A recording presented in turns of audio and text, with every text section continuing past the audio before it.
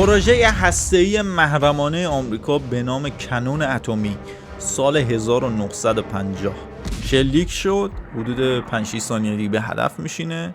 چندین کیلومتر فاصله داره. الاناست که ما یه ابر قارچی شکل رو ببینیم. فکر کنید اگر 70 سال پیش آمریکا میتونست این کارو بکنه، الان چه کاری از دستش برمیاد. خیلی ترسناکه راجبش فکر کردن. هر چیزی بهش میرسه پودر میشه، یعنی آتیش نمیگیره، تجزیه میشه. تازه این مرکز انفجار نیست، اطراف انفجاره. ببینید گرما چیکار میکنه باهاش. همه چی پودر شد.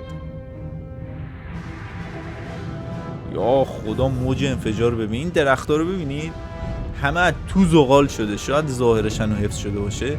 اول گرمای میرسه، بعد موج انفجار میرسه بهش. هر چی باشه رو پرت میکنه جلوی راش.